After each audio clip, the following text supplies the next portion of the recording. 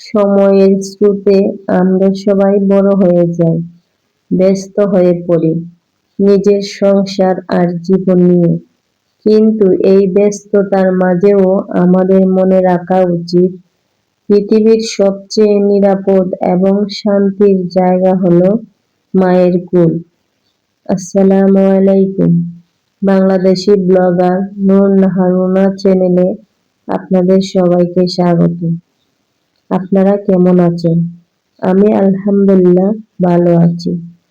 আজ সব কাজ ফেলে ছুটছি সেই চিরচেনা ঠিকানায়। কারণ সময় চলে যায়, কিন্তু মায়ের হাতের স্বাদ আর শৈশবের স্মৃতিগুলোই আমাদের মনে শক্ত খুঁটি হয়ে থাকে।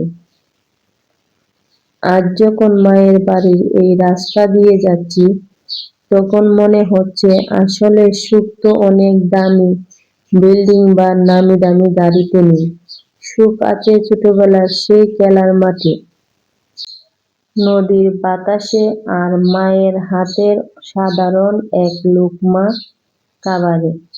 আজ আপনাদের সাথে সেই সাধারণ কিন্তু অসাধারণ কিছু মুহূর্ত শেয়ার করব। আমরা প্রায়ই ভাবি সব গুছিয়ে নিয়ে তারপর মা বাবার কাছে যাব বা তাদের সময় দেব, কিন্তু বিশ্বাস করুন, মা বাবার কাছে আপনার সাফল্যের চেয়ে আপনার উপস্থিতি অনেক বেশি দামি। তাই সময় থাকতে মা বাবাকে সময় দিন, তাদের মুখে হাসি ফোটান।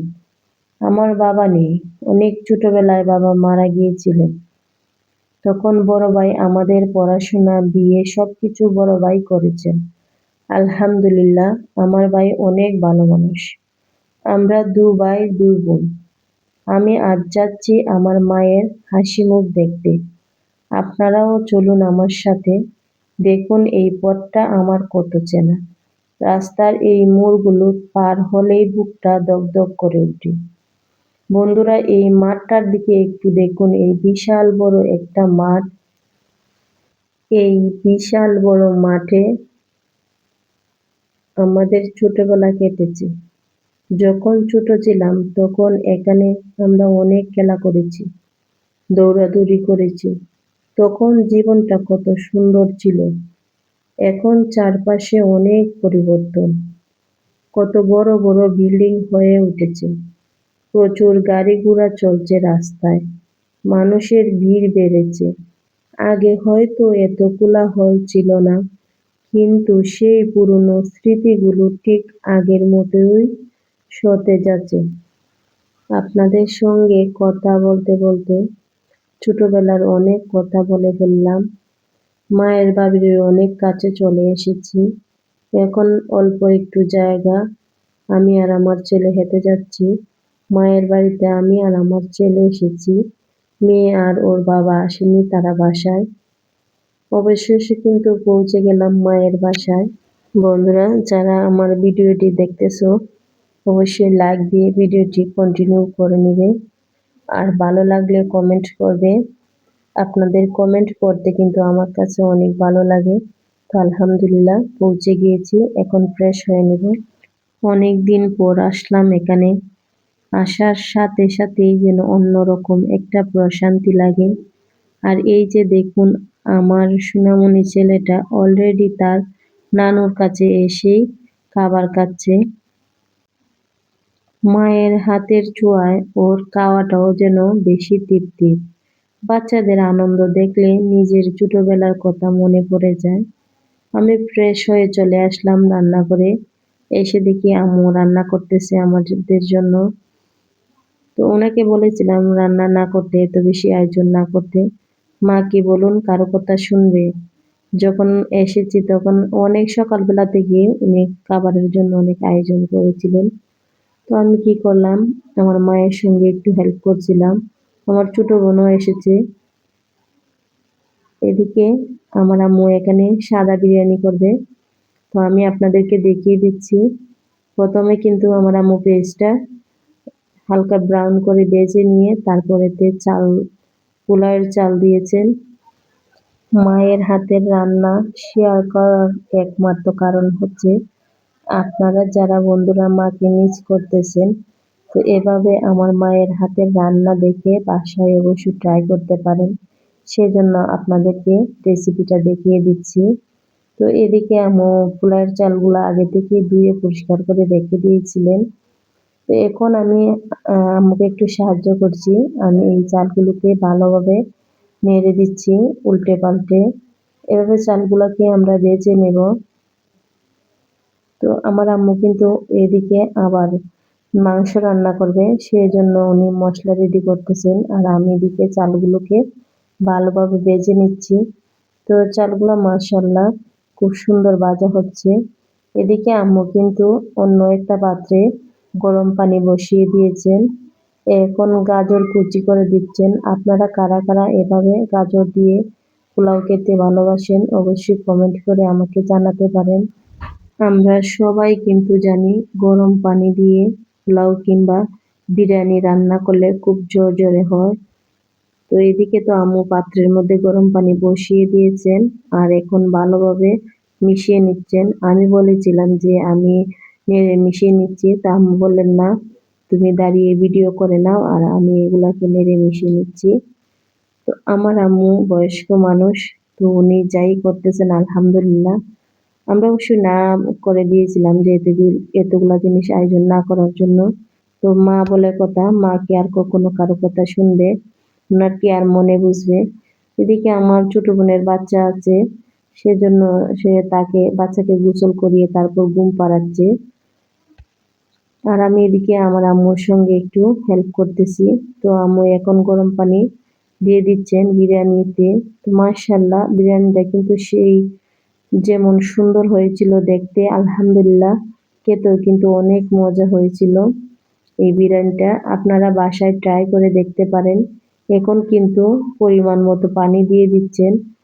তো এখানে কিন্তু যে যে পাত্র দিয়ে আপনারা চালটা দিয়ে দেবেন সেই পাত্র অনুযায়ী ডবল করে পানি দিয়ে দিবেন। এটা আমরা কম বেশি অনেকেই জানি, কিন্তু যারা নতুন জানেন না, নতুন বন্ধু আমার চ্যানেলে এসেছেন তাদের উদ্দেশ্যে এই কথাটা বলা। তো অন্যরা কিন্তু এটাকে খারাপভাবে নিবেন না। সবাই আমরা কম বেশি বিরিয়ানি রান্না করতে জানি। কিন্তু এটা মায়ের হাতের বিরিয়ানি, সেজন্য আমি একটু স্পেশালভাবে বলে দিলাম। তো এদিকে তো আমার আম্মু ঢাকনা দিয়ে ঢেকে দিয়েছিলেন। তারপর ২-১ বার নেড়ে দিয়েছিলেন। এখন তো আমার ছোট বোন চলে আসলো। বলল আমিও একটু আম্মুর সঙ্গে কাজের মধ্যে শামিল থাকি। তো ও এসে একটু সময় নেড়ে দিল। এই তো মাশাআল্লাহ খুব সুন্দর হয়েছে। আপনারাই দেখে বলুন কেমন হয়েছে। কালারটা কিন্তু মাশাআল্লাহ খুব সুন্দর। আর এখন তো আলহামদুলিল্লাহ অনেকটা মানে ফুটে এসেছে। হালকা একটু সময় যখন ঢাকনা দিয়ে রেখে দিবেন তখন কিন্তু একদম পুরোপুরি রেডি হয়ে যাবে। এদিকে আমার আম্মু কড়াইয়ে সরিষার তেল দিয়ে দিচ্ছেন। আজ সবগুলো রান্না কিন্তু উনি সরিষার তেল দিয়েই করেছেন। কারণ আমার ভাই, আমার আম্মু, তাই ওরা সরিষার তেল পছন্দ করে। সবকিছু খাবারেই সরিষার তেল দিয়ে খায়। কিন্তু আমি সব খাবারে সরিষার তেল পছন্দ করি না। কারণ সব খাবারে কিন্তু সরিষার তেল দিলে আমি খেতে পারি না। তো আম্মুর হাতে সরিষার তেল দিয়েও খেতে কিন্তু আলহামদুলিল্লাহ অনেক ভালো লাগে। তো এদিকে যেহেতু এখানে গরুর মাংসের কষানো ঝোল করবে, সেজন্য এখানে অনেক মশলা। এখানে আছে আদা বাটা, রসুন বাটা, পেঁয়াজ বাটা, তারপর হলুদের গুঁড়ো, মরিচের গুঁড়ো, ধনিয়ার গুঁড়ো, জিরা গুঁড়ো, আদা গুঁড়ো, সবগুলো মশলাকে আমি আলহামদুলিল্লাহ ভালোভাবে কষিয়ে নিয়েছি। এখন কিন্তু আমার আম্মু মাংসগুলো ধুয়ে কড়াইয়ের মধ্যে দিয়ে দিচ্ছেন। তো মাংসের সঙ্গে এখন মশলার সঙ্গে মিশিয়ে আমি কষিয়ে নিচ্ছি কিছু সময়। তো দেখতে পাচ্ছেন মশলার কালারটা কিন্তু মাশাআল্লাহ খুব সুন্দর এসেছে। যেহেতু মায়ের হাতের ছোঁয়া লেগেছে সেজন্য মশলাটা আর মাংসটা অনেকটা কষানো হয়ে গিয়েছে বন্ধুরা। দেখতে পাচ্ছেন মাঝে আম্মু একটু ঝোল দিয়েছিল। তো এখন কিন্তু আমার আম্মু এই যে নতুন আলু বের হয়েছে, এখন নতুন আলু দিয়ে দিচ্ছেন। অল্প পরিমাণেই দিবেন। তো মাংসের মধ্যে নতুন আলু দেওয়ার পর আমি কিন্তু মাংসের সঙ্গে মিশিয়ে নিচ্ছি এই আলুগুলাকে। এতে কিন্তু ক্যাপসিকামও দেওয়া হবে। তো এখন আলুগুলাকে একটু সময় জাল করে নেওয়ার পর তারপর আমার আম্মু এখানে ক্যাপসিকাম দিবেন। তো আম্মু এদিকে অন্য কাজ করতেছেন, সেজন্য আমি কিন্তু নেড়ে নিচ্ছি। এখন দেখতে পাচ্ছেন কষানো হয়ে গিয়েছে। এখন দিয়ে দেব ক্যাপসিকাম। তো ক্যাপসিকাম ধুয়ে কেটে আমার আম্মু পরিষ্কার করে রেখে দিয়েছিলেন। এখন ক্যাপসিকাম দিয়ে দিচ্ছি। তো এভাবে কে কে এবং কারা ক্যাপসিকাম দিয়ে গরুর মাংস রান্না করেন অবশ্যই আপু এবং ভাইয়েরা আমাকে কমেন্ট করে জানাতে পারেন। আর আমার এই ভিডিও আপনাদের কাছে কেমন লাগছে অবশ্যই আমাকে কমেন্ট করে জানাবেন। যারা মায়ের হাতের রান্না মিস করতেছেন তারা খুব মনোযোগ সহকারে আমার এই ভিডিওটি আজকে দেখবেন, না টেনে সম্পূর্ণ। তো ওদিকে তো ক্যাপসিকাম মশলার সঙ্গে ভালোভাবে কষিয়ে নেওয়ার পর এখন কিন্তু পরিমাণ মতো পানি দিয়ে দিচ্ছি। তো পানিটা হালকা একটু ঝোল যেহেতু রাখবো সেজন্য আমার আম্মু কি পরিমাণ মতো পানি দিয়ে দিলেন। এখন নেড়ে মিশিয়ে নিয়ে ঢাকনা দিয়ে ডেকে দেব। এই তো মাশাআল্লাহ, কিন্তু তরকারির কালারটা খুব সুন্দর এসেছে। আপনারাও বলবেন কে কেমন হয়েছে যে তরকারির কালারটা। এদিকে কিন্তু আমার ভাইয়া বাজারে গিয়েছিলেন। তো উনি কি করলেন, অনেকগুলা সবজি বাজার কিনে আনলেন। তো এদিকে টমেটো, ক্যাপসিকাম, আমি যেহেতু বসে আছি এখন আর রান্না করে কোনো কাজ নেই, সেজন্য এক এক করে কিন্তু আমি সবগুলা সবজি এখানে বের করে নিচ্ছি। ভাবলাম যেহেতু ভাইয়া যখন এতগুলো বাজার করে এনেছেন তো আমি এখান থেকে একটু সময় ভিডিও করে নিই। তো এদিকে কিন্তু আমি এটাকে একটি ফটো ক্লিক করে নিয়েছিলাম। অনেক সুন্দর লাগতেছে সেজন্য অনেকগুলো ধনিয়া পাতা এসছে।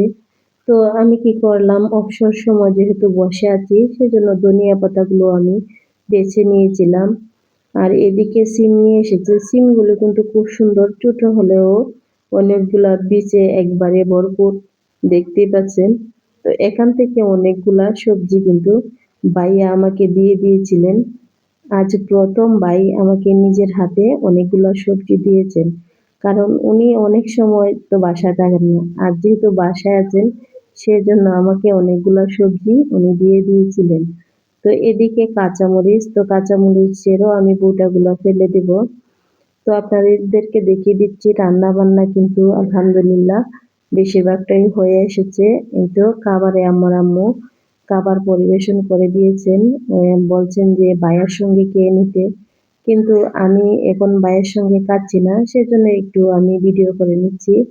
এইদিকে এই যে মাংসের কালারটা আপনাকে দেখিয়ে দিচ্ছি, মাশাআল্লাহ খুব সুন্দর এসেছে। খাবার পরিবেশন রেডি হয়ে গিয়েছে, এখন আমরা সবাই খেতে বসে পড়ব।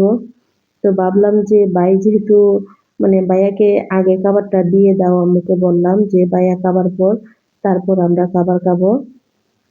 আমরা যেহেতু দুই বোন অনেকদিন পর দেখা, তো ভাবলাম দুই বোন একসঙ্গে বসে খাবো সেজন্য বললাম যে ভাইয়াকে আগে দিয়ে দাও। আর এদিকে ভাইয়া কিন্তু আমাদেরকে অনেকবার ডাকতেছেন যে আসো আমরা সবাই মিলে একসঙ্গে খাই। আমি যেহেতু ভিডিও করব সেজন্য বললাম না ভাইয়া তুমি আগে খেয়ে নাও তারপর আমি খাবো। এদিকে আমি রান্নাঘরে কিন্তু আপনাদেরকে মাংসটা দেখিয়ে দিচ্ছি যে গরুর মাংস। আর আমার আম্মু কিন্তু আমার বোনের জন্য আমার জন্য আমি যখন বাসায় চলে আসব তার জন্য উনি মানে প্যাকেটিং করতেছেন। আর এদিকে আমরা দু বোন মিলে খাবার খাচ্ছি। তো আজকের এই ভিডিওটি আপনাদের কাছে কেমন লাগলো অবশ্যই আমাকে কমেন্ট করে জানাবেন। অনেকদিন পর কিন্তু বোনের সাথে দেখা আর একসঙ্গে বসে খাওয়া, আলহামদুলিল্লাহ আজকের এই মুহূর্তটা আমি কখনো ভুলতে পারবো না। এভাবে তো খেয়েছি, কিন্তু বিয়ে হয়ে গেলে অনেক দূর দূরান্তে যেতে হয়, প্রায় সময় কিন্তু দেখা হয় না। তো বোন আমাকে মানে প্লেটে নিয়ে দিচ্ছে, আমি বলতেছি যে তুমি নিয়ে খাও, না ও আমাকেই দিয়ে দিচ্ছে, সব সময় এমন করে। তো বন্ধুরা আজকে আমি এখান থেকেই বিদায় নিব। আপনাদের কাছে কেমন লাগলো আজকের এই ভিডিওটি অবশ্যই আমাকে কমেন্ট করে জানাবেন। আর যদি বেশি ভালো লেগে যায় তাহলে অবশ্যই লাইক, কমেন্ট এবং শেয়ার করবেন। পুরো ভিডিওটি দেখার অনুরোধ জানিয়ে আজকের মতো এখানেই শেষ করছি। ভালো থাকবেন, সুস্থ থাকবেন। আসসালামু আলাইকুম।